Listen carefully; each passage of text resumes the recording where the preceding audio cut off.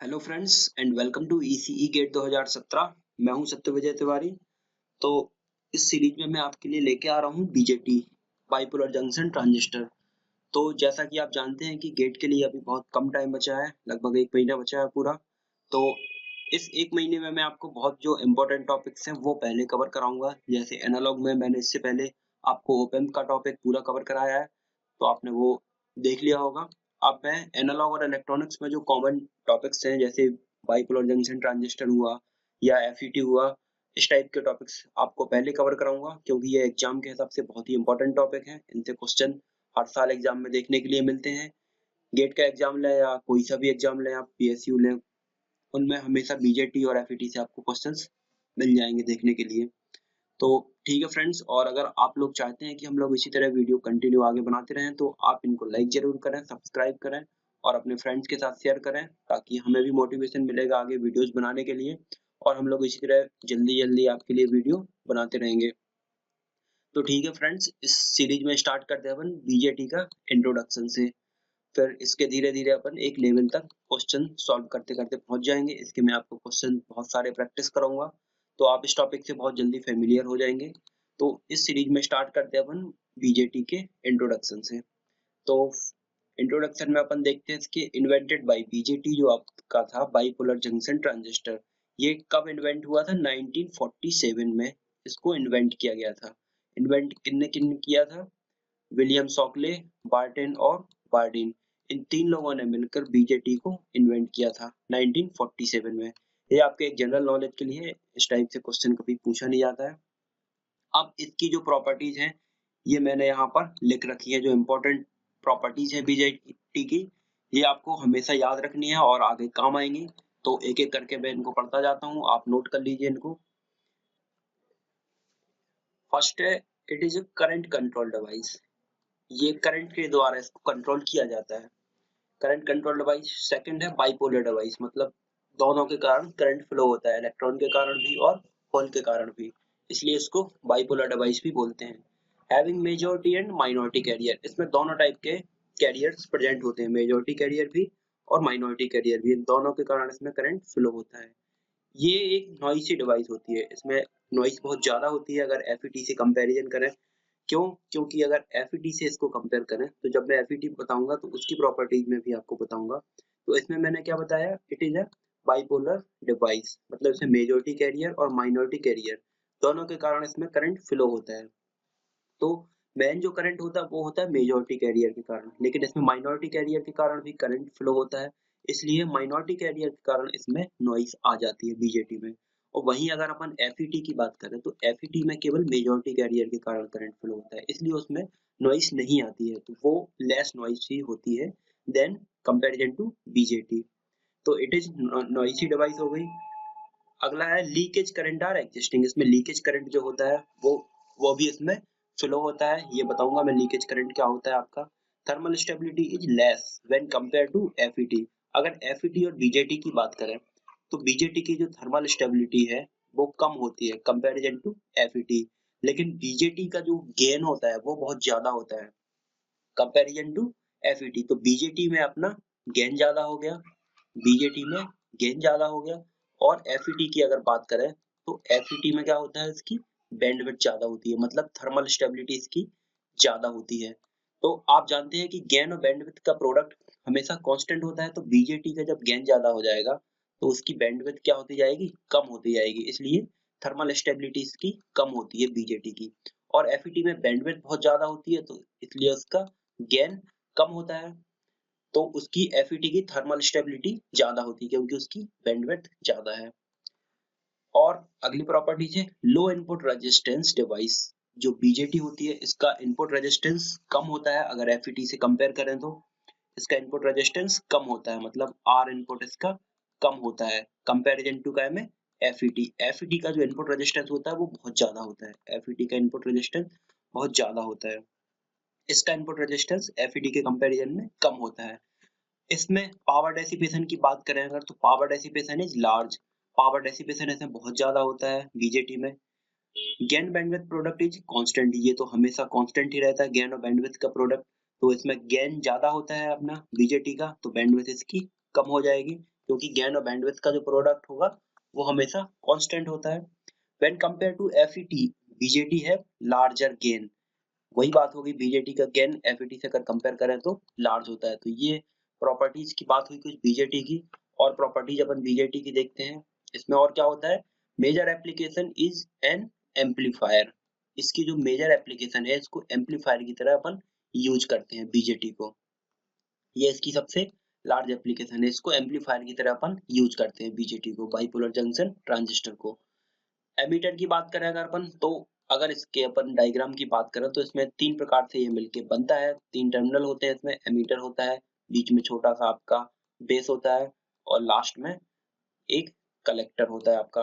ठीक है, तो ये आपका बेसिक उसका डायग्राम हो गया, एमीटर हो गया, बेस हो गया और कलेक्टर हो गया।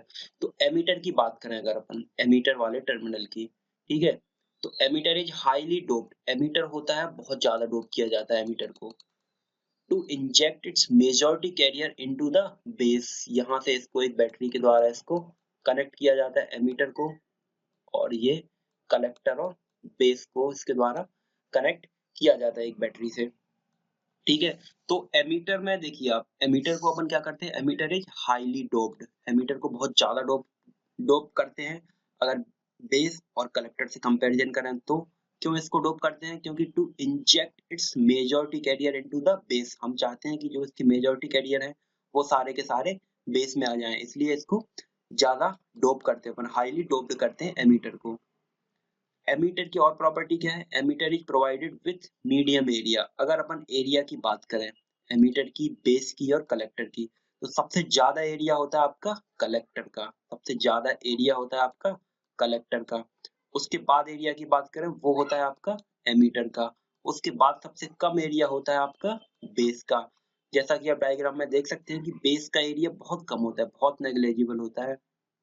बेस के बाद अगर अपन इंक्रीजिंग ऑर्डर में बात करें तो बेस के बाद आपका एमीटर का एरिया आता है, और सबसे ज्यादा एरिया होता है आपका कलेक्टर का।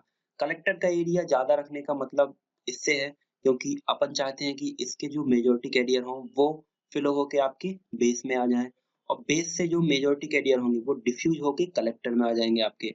ये मैं पूरा फिनोमिना आपको बीजेटी का बताऊंगा।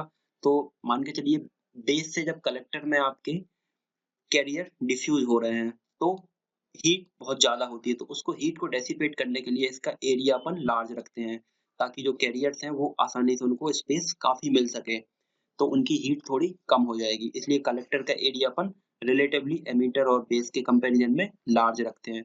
तो बस आपको एक सीक्वेंस याद रखना है कि जो एरिया की बात करें तो कलेक्टर का एरिया सबसे ज्यादा होता है, उसके बाद मीडियम एरिया होता है एमीटर का, और सबसे कम एरिया होता है बेस का।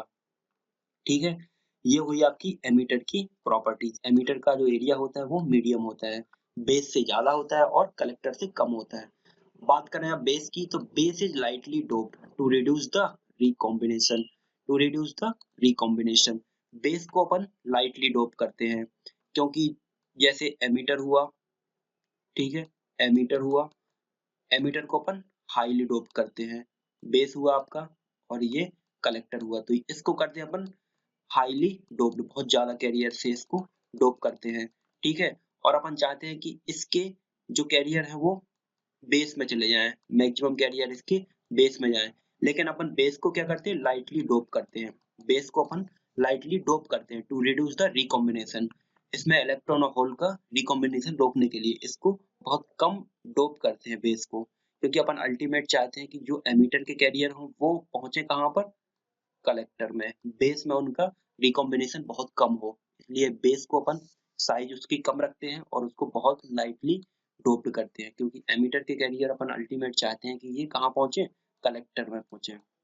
इसलिए बेस को अपन इसकी साइज भी कम रखते हैं और इसको लाइटली डोप्ड भी करते हैं। लाइटली डोप क्यों करते हैं, to reduce the recombination process. Base is provided with smallest area, base का एरिया स्मॉलेस्ट होता है to reduce the transit time. Transit time को कम करने के लिए इसका एरिया अपन कम रखते हैं। ट्रांजिट टाइम क्या होता है, it is the time taken by the charge carrier in moving from emitter to collector. Transit time मैंने वही बताया कि एमीटर से अपन चाहते हैं कि अल्टीमेटली आपके कैरियर्स पहुंचे कहाँ पर, कलेक्टर में। तो बेस में जो ट्रांजिट टाइम होगा वो उसको कम करने के लिए इसको अपन इसका एरिया अपन बहुत कम रखेंगे क्योंकि एरिया कम होगा तो ट्रांजिट टाइम बहुत कम होगा और इलेक्ट्रॉन्स आपके इजीली एमिटर से कलेक्टर में मूव कर पाएंगे, इसलिए इसका एरिया अपन कम रखते हैं और इसको लाइटली डोप रखते हैं बेस को। तो ये जो मेन प्रॉपर्टीज हैं वो बस याद रखनी है, किसका एरिया ज्यादा होता है, किसको लाइटली डोप करते हैं, किसको मॉडरेटली डोप करते हैं। इस टाइप की चीजें 1 नंबर में आपसे हमेशा पूछी जा सकती हैं।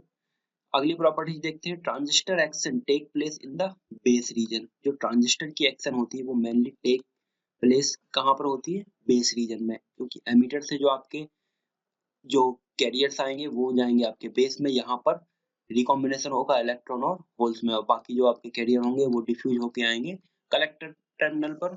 तो इस तरीके से जो ट्रांजिस्टर की एक्शन होती है वो मेनली होती है आपकी बेस रीजन में। ये मैं आपको अभी आगे बताऊंगा तो आपको ये सब चीजें बहुत क्लियर होती जाएंगी। अभी आप बस देखते जाइए, इनकी जो मेन प्रॉपर्टीज है वो बस आपको याद रखनी है, जो मेन पॉइंट्स हैं इसके। अब बेस और एमीटर की बात हो गई, अब बात करते हैं अपन कलेक्टर की। कलेक्टर में क्या होता है, कलेक्टर इज मॉडरेटली डोप्ड। अगर डोपिंग की बात करें, डोपिंग की बात करें डोपिंग की बात करें तो कलेक्टर को अपन मॉडरेटली डोप्ड रखते हैं। सबसे ज्यादा डोप होता है आपका क्या, एमीटर। उसके बाद आपका डोप होता है क्या, कलेक्टर। उसके बाद सबसे कम या लाइटली डोप्ड होता है आपका बेस। तो डोपिंग की बात करें, एमीटर सबसे ज्यादा डोप होता है, उसके बाद बीच में कलेक्टर और बेस आपका सबसे कम डोप होता है। और अगर साइज की बात करें तो साइज सबसे ज्यादा होती है कलेक्टर की, फिर एमीटर की, फिर बेस की। ये हुई साइज, सबसे ज्यादा कलेक्टर में साइज होती है क्योंकि हीट को डेसिपेट करने के लिए, फिर एमीटर की साइज होती है और फिर बेस की साइज होती है। तो डोपिंग के हिसाब से ये है आपका। और अगर उसकी बात करें अपन साइज की तो उसके हिसाब से ये है। Collector is moderately doped. Collector is provided with the largest area to overcome heat dissipation. Heat dissipation को कम करने के लिए, क्योंकि जो इलेक्ट्रॉन्स आपके एमीटर से होते हुए बेस होते हुए कलेक्टर में आएंगे उनमें हीट बहुत ज्यादा होगी, तो उसको हीट को डेसिपेट करने के लिए इसका एरिया अपन लार्ज कर देंगे ताकि उनको कूल होने के लिए स्पेस काफी मिल जाता है कैरियर्स को, इसलिए इसको लार्ज एरिया रखते हैं अपन कलेक्टर का। तो इसमें ये हुई प्रॉपर्टीज एमीटर की, बेस की और कलेक्टर की। इसमें और आगे बढ़ते हैं। In a transistor arranging the, ये क्वेश्चन है, doping levels of emitter base और collector in the ascending order. The correct sequence is, emitter है, बेस है और कलेक्टर है, इनके डोपिंग लेवल को अपन को असेंडिंग ऑर्डर में लिखना है, मतलब इंक्रीजिंग ऑर्डर में लिखना है। तो सबसे कम जो डोपिंग लेवल होता है वो मैंने बताया आपको बेस का होता है, उसके बाद जो डोपिंग होती है वो होती है कलेक्टर की और सबसे हाईली डोप होता है आपका एमीटर। तो ये हो गया आपका असेंडिंग ऑर्डर में अरेंज हो गया, सबसे कम बेस, फिर कलेक्टर और फिर एमीटर डोप होते हैं। इसमें यार नेक्स्ट क्वेश्चन देखते हैं अपन, in transistor arrange in the physical dimension. अब एमीटर बेस और कलेक्टर है, इनको फिजिकल डायमेंशन के फॉर्म में डिसेंडिंग ऑर्डर में अरेंज करना है, मतलब डिक्रीजिंग ऑर्डर में अरेंज करना है। तो सबसे ज्यादा जो एरिया होता है फिजिकल वो होता है आपका कलेक्टर का, उसके बाद एमीटर का, उसके बाद सबसे कम बेस का। तो इस तरीके से क्वेश्चन कैसे भी आपसे पूछा जा सकते हैं। तो आपको बस प्रॉपर्टीज याद रखनी है, क्वेश्चन आप अपने आप सॉल्व कर ले जाएंगे उनके। अब बीजेटी के अपन सिंबल की अगर बात करें तो ये होता है आपका एमीटर टर्मिनल, बेस होता है आपका बहुत कम, कलेक्टर होता है बहुत ज्यादा। कलेक्टर का एरिया आप देख सकते हैं वो ज्यादा है। जेई, जेई होता है आपका एमीटर और बेस के बीच का जो जंक्शन हुआ, क्योंकि ये बेसिकली या तो पीएनपी डायोड होता है, ये हो गया पी, ये एन होगा और ये पी होगा, या फिर एन पी एन, इन दोनों में से एक कोई चीज होगी आपकी। तो ये बेसिकली क्या होगा, आपके जंक्शन हो गए। तो जो बेस और एमीटर के बीच का जंक्शन होगा, ये एमीटर हुआ टर्मिनल, ये बेस हुआ। तो एमीटर और बेस के बीच का जो जंक्शन होगा उसको क्या बोलते हैं, अपन डिनोट करते हैं जेई से, ठीक है। और जो बेस और कलेक्टर का जंक्शन होता है उसको डिनोट करते हैं जेसी से, ठीक है। तो जेई हो गया एमीटर और बेस के बीच का जंक्शन और जेसी हो गया कलेक्टर और बेस के बीच का जंक्शन। अब इसकी जो कैरेक्टरिस्टिक की बात करते हैं अपन, तो इसमें जो बाइजिंग होती है वो 4 प्रकार से बाइजिंग होती है। जैसे जेई हो गया, एमीटर बेस हो गया, उसको आपने रिवर्स वाइज कर दिया। और जेसी हो गया, जो कलेक्टर कलेक्टर और बेस के बीच का जंक्शन था उसको भी आपने रिवर्स वाइज कर दिया। तो जब दोनों जंक्शन आपके रिवर्स वाइज हो जाएंगे तब वो कंडीशन होती है आपका है कि कट ऑफ की, कट ऑफ रीजन बोलते हैं उसको। मतलब इस कंडीशन में उसमें कोई करंट फ्लो नहीं होगा। इस टाइप से ये बीजेटी का सिंबल है। ये आपका एनपीएन का सिंबल है, एन पी एन, ये एन टर्मिनल है, ये पी टर्मिनल है और ये एन टर्मिनल है। एन पी एन का सिंबल आपका इस टाइप से ही होता है, ये कोई आपका बीजेटी है, तो ये इसमें ये एरो मार्क्स हमेशा पी के साइड से बाहर जाता है। एन पी एन का सिंबल हुआ आपका ये। और अगर पी एन पी की बात करें तो जैसे ये पी हुआ तो इसको अपन ऐसे डिनोट करते हैं, पी एन और पी, मतलब पी से एन में आपका एरो मार्क्स जाएगा, पी के साइड से एन के साइड में जाएगा, ठीक है। तो एन पी एन ये हुआ आपका एन पी एन ट्रांजिस्टर और पी एन पी का सिंबल हो गया इस टाइप से, पी एन पी ट्रांजिस्टर। तो ये इसमें दिखाया गया है एक एन पी एन ट्रांजिस्टर। इसमें कट ऑफ रीजन की बात हो रही है, मतलब जे ई जंक्स एमीटर बेस का जो जंक्शन है और कलेक्टर बेस का जो जंक्शन है वो दोनों क्या होंगे, रिवर्स वाइज में हो जाएंगे, मतलब कोई करंट इसमें फ्लो नहीं होगा क्योंकि दोनों रिवर्स वाइज है।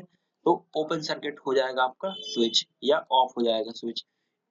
ये मेनली यूज करते हैं डिजिटल एप्लीकेशन में, कट ऑफ कंडीशन कब यूज करते हैं ट्रांजिस्टर की, डिजिटल एप्लीकेशन में, जैसे 1 या 0 जब अपन उसमें यूज करते हैं तब मैं आपको बताऊंगा डिजिटल इलेक्ट्रॉनिक्स में इसको कैसे यूज करते हैं। बस आप ये बस याद रखिए कि जब अपन जेई एमीटर जंक्शन को और कलेक्टर जंक्शन दोनों को रिवर्स वाइज करते हैं तो कंडीशन होती है आपकी कट ऑफ की। अब एमीटर जंक्शन और कलेक्टर जंक्शन में आपने एमीटर जंक्शन को फॉरवर्ड वाइज कर दिया और कलेक्टर जंक्शन को भी फॉरवर्ड वाइज कर दिया, मतलब दोनों को फॉरवर्ड वाइज कर दिया।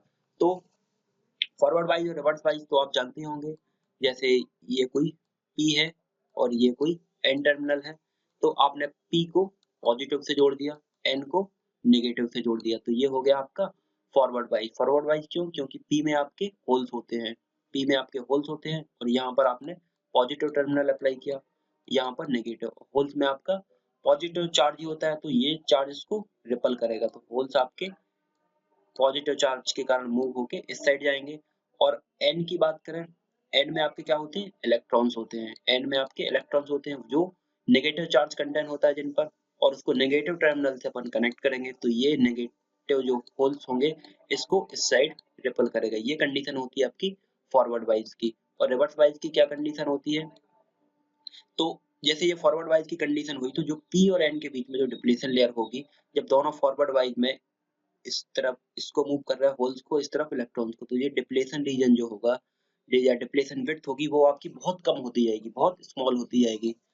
और अगर रिवर्स वाइज की अपन बात करें तो ये P और N हुआ, तो P को आपने नेगेटिव से कनेक्ट कर दिया और N को पॉजिटिव से, तो इलेक्ट्रॉन्स आपके पॉजिटिव की तरफ अट्रैक्ट होने लगेंगे और होल्स आपके नेगेटिव की तरफ अट्रैक्ट होने लगेंगे।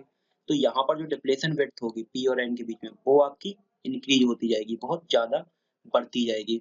तो जैसे सैचुरेशन रीजन में आपने क्या किया, ये कोई आपका बीजेटी है, यहाँ पर आपका एमीटर है, ये टर्मिनल आपका बेस है और ये आपका कलेक्टर है।